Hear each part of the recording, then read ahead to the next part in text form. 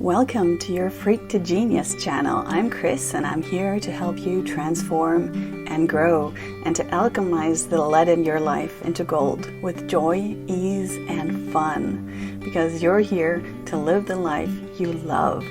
I don't have a fixed schedule because I allow things to drop in when they are ready with divine timing, so I invite you to subscribe if you want to be informed when new clips land. But now let's dive into today's episode and create some magic together.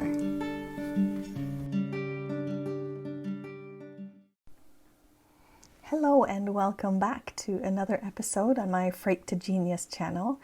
I love that you're back because today we're looking at a way that we can hold space for a loved one who's going through a rough patch in life.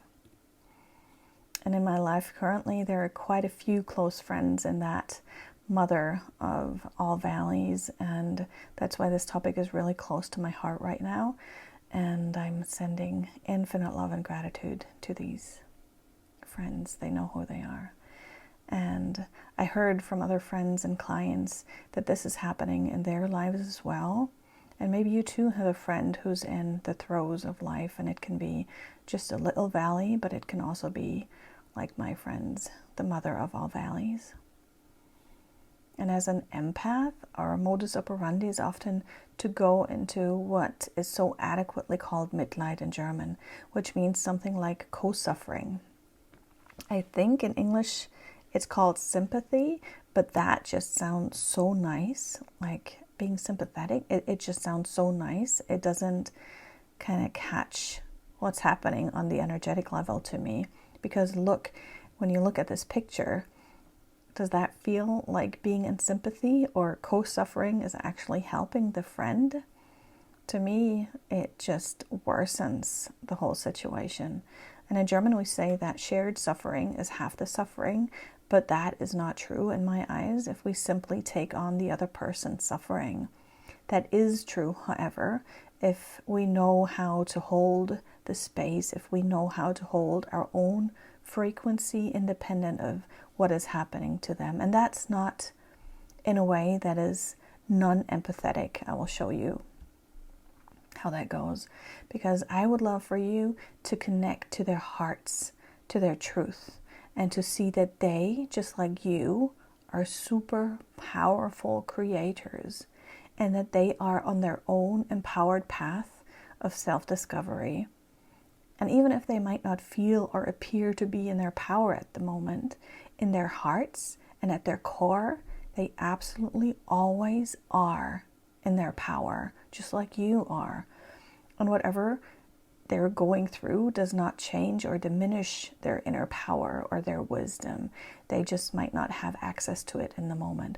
Or maybe they do, but their choices and actions are different from what you would choose and what you would do if you were in their shoes, or you believe you would. You never know, because if you were truly in their shoes, you might be doing exactly the same thing.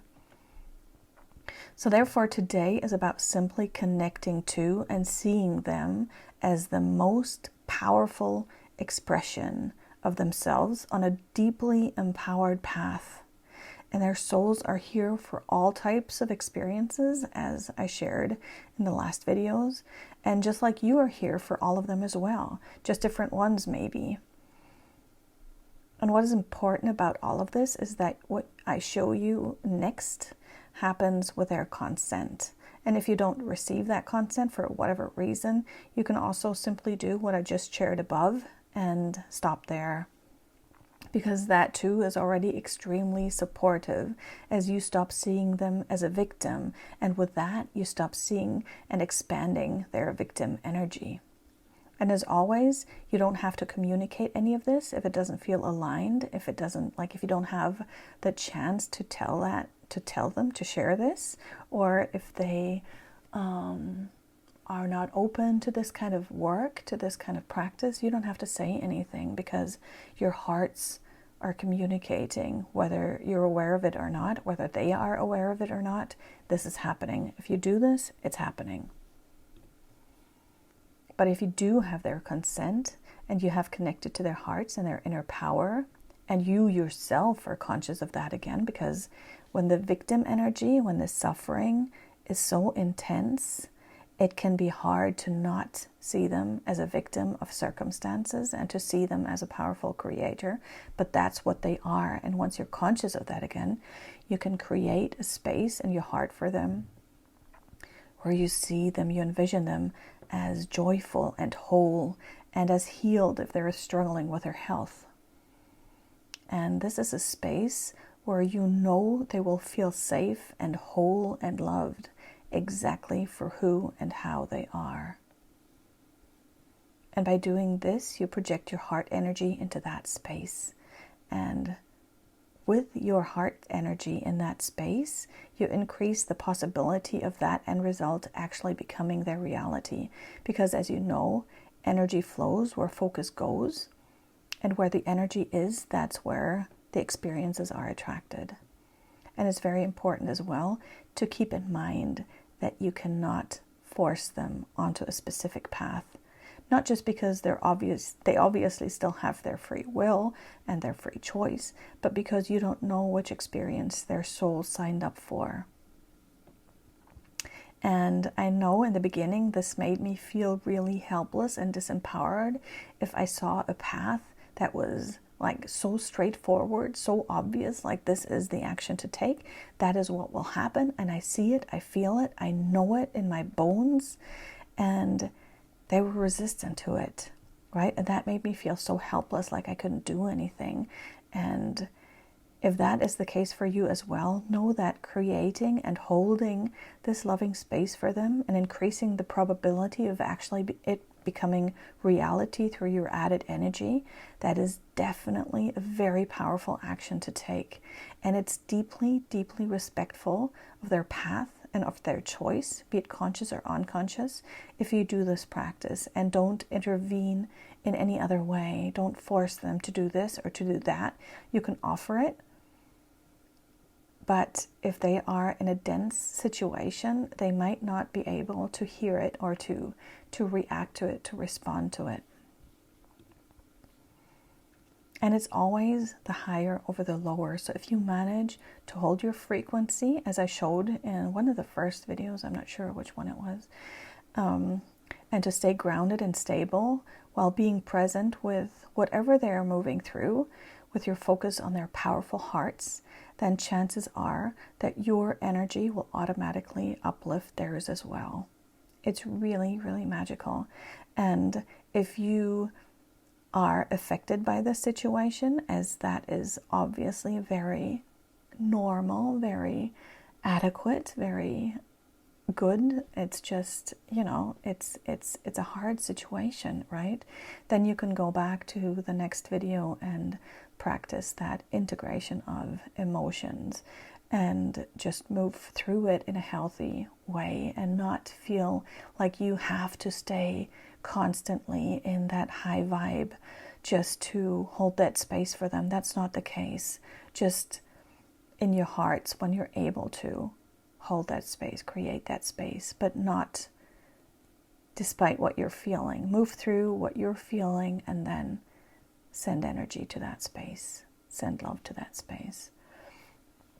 And that is what happened to me just a couple of days ago, because I had to go to the ER for an emergency. It wasn't a surgery, it wasn't like a huge thing, but it was scary, and I've had it several times before, and it's very painful, it's very discomfortable, and I did not want to go. I was really remembering our older son when he was 2 or 3, and we had to go to the hospital frequently with him, and he was screaming and throwing tantrums in the middle of the night because he just didn't want to go. And I totally felt like him like that. And my friend and coach Rachel, I told her that I need to go to the hospital again, and it's happening again. And she created this space for me, and I said, yes, please do. And she just created it and held it and asked for it to be miraculous.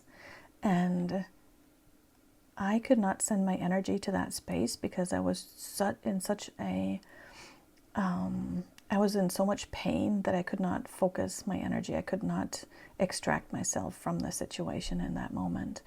And She simply held that space for me, and it was, to me, beyond miraculous, because I had no pain, zero pain, neither during the, in German it's Eingriff, it's like a little surgery, neither during the surgery, which I usually do because it's without anesthesia, nor afterwards. And usually I have like 7 to 10 days pain, and there was nothing, and there still is nothing. And I strongly believe that that is because she created and held that space, and I consented to it, and that's all I had to do. And so know that this practice really is powerful. But again, it's something that needs practice. And like I said, not getting involved when a loved one is in pain, but granting them the space and the time they need, that can be very challenging. And so, yeah. If they're open for it, you can also obviously support them in the obvious and natural physical ways. But holding this space is just very foundational.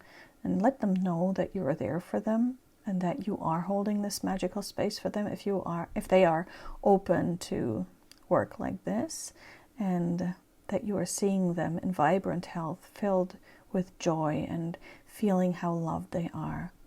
And that to me is the most appreciative, supportive, and respectful thing that we can do while still honoring the personal paths they're on. So that's the end of today's show. Part 6 has honestly not really dropped in, which I find quite fitting because I will be on something like an Ayurvedic silence retreat for the coming 2 weeks. So a pause in real life and a pause here. But I'm thinking that maybe it will be something about alchemy or divine timing or timeline jumping. But let me know what you'd love to hear about, and I will tune in. I hope to see you then. Take care.